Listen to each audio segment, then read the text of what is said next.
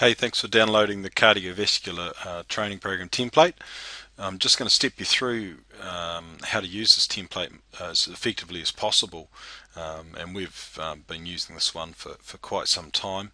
So here's the blank template that you've got, and I just want to jump over and show you what one might look like if it was filled out. So we're working with a John Smith, and the start date for this particular chunk of his program is January the 6th, 2012, and it's about a month long, finishes in the 8th of February. Quite nice to define these sort of periods as well for clients. It just gives you that nice continuity throughout their training, gives you a chance to revisit their training as well. Obviously, if you're meeting with them regularly, being your clients and hopefully being a nice high frequency with them, it still gives you a nice clear goal and time frame for things. 4 week goal, so being the month of the 4 week program, this one, recover from hypertrophy workout that he's doing and maintain his aerobic fitness. So in the resistance training template that we've got online, in that example for John Smith, his focus really is for this month to do resistance training that leads to hypertrophy. So if you want to jump across and have a look at that program, you can. So in here we've got the program duration frequency. So this training should take 30 to 40 minutes on a Tuesday and a Friday. So across John's whole training, he's training 4 days a week, Monday, Tuesday, and then Thursday, Friday, with Wednesday and the weekends off. Now, what we do here is we define the warm-up, and then we get into the body of the workout, and then we've got a cool-down. So it's laid out quite clearly here for them. First thing is we've got him doing the cross trainer. Cross trainer for John's actually his favourite piece of equipment. So one of the little tricks of the trade is to always prescribe a client's favourite exercise first. I know there's a lot of science out there to suggest otherwise.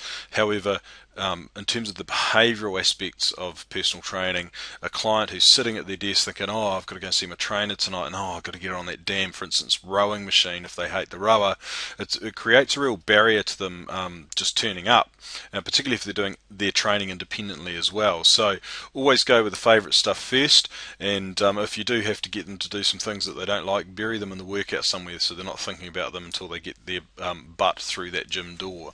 So cross trainer first for John, that's his favourite. He's doing about 5 minutes there.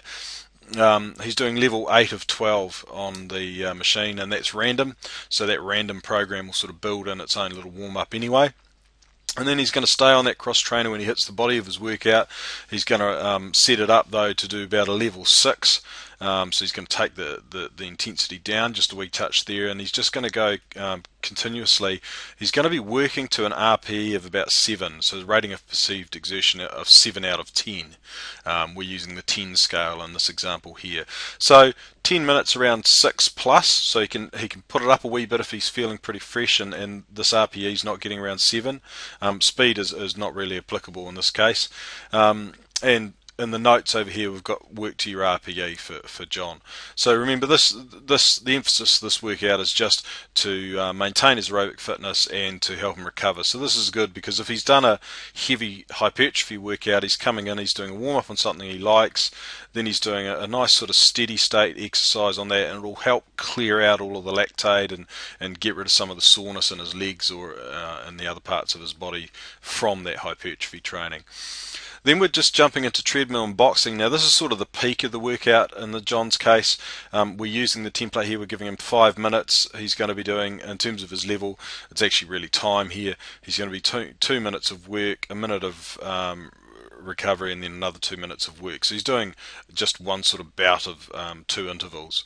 He's going to go about 12 kilometres an hour for 2 minutes on the treadmill, then he's going to walk, then he's going to do 12 kilometres per hour for the other 2 minutes. His RPE should be around 8, so this is load-bearing exercise on the treadmill. He's going to be about 150 to 160 beats per minute, and I've worked that just off his age and about 85% of his age-predicted max heart rate. So again, for John here, We've got this, working to his RPE. We don't want him to overcook it, but this is just to maintain his fitness, make sure that he's got some intensity in there, so that he's not losing any fitness while he does his hypertrophy building on his other program. Then he's going to jump out, and he likes to thump things occasionally. John's got a bit of a corporate job, and he can't thump people at times, even though he'd like to. So we let him do that in the gym. It's a lot safer and keeps him out of court. So he's going to do 5 minutes of thumping. He's going to do 30 seconds on, 30 seconds off, so he's essentially doing 30 seconds of work, 30 seconds of recovery. So that work rate will be reasonably intensive. He wants to, again, get himself up around that 8 RPE, and he's going to use 3-punch combos. He's always going to lead with that left jab, and he's going to work the heavy bag. So John's a guy who likes to sort of rip and roar a bit, so he's got a bit of rip roar in here, but first thing we've done is warmed him up nice and easy and cleared out the lactate.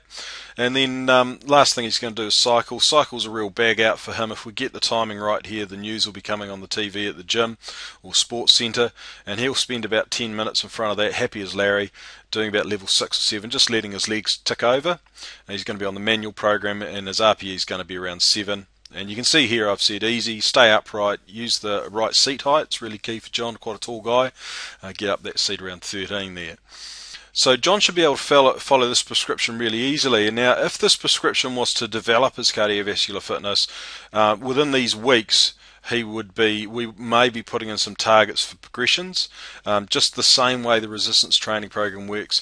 Really important to encourage progression with your clients, but because this is the maintenance part of his current effort, we haven't got progressions in there, and he may tweak things. So basically, if in week 2 he says, yeah, actually I was doing level 8, he'll put 8 in there, so we can just see where he's training at. And if his weights are going backwards in its hypertrophy training, we can look at both these programs together and see if anything's happening in here that might be affecting that.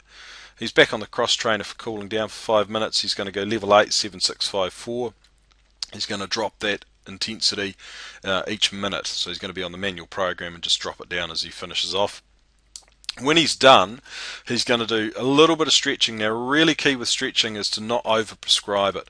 The clients will do 1 or 2 things with stretching. They'll either avoid it like the plague because you've given them 20 different stretches of every muscle group known to man, or they'll stretch things that for them are really hypermobile and really stretches that they like because they can do them and look really good. So the step as a trainer that you need to get them to do is stretch the areas that are known to be tight, and to do that usually we do a range of motion assessment, which is another chunk of work that's available through PT Direct. But anyway, off topic. So we get them to stretch those tight areas, or get them to stretch the muscles that will have tightened up during this particular workout. So if you look at this, his hip flexors and quadriceps from treadmill and cycle and cross trainer will have been tightened. His calves will from the treadmill and the boxing, because we've taught him to box, through on his toes, hit through the floor, and his chest from the boxing, and his back also will need a bit of a stretch. So pretty generic, large muscle group stretches, 30 seconds, concentrate on extending the stretch as he exhales. He's going to go through in a circuit fashion and then go through again. So that keeps him moving right the way.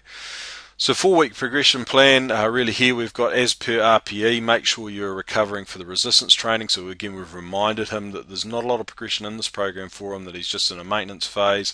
Just a few wee additional tips for him. Obviously drinking, rehydrating a lot. I mean, John's sitting at a desk during the day under lights and computers and forgets to drink and has too much coffee, so we want him nice and hydrated when he finishes this workout and gets out of the gym. Alright, so that's the template.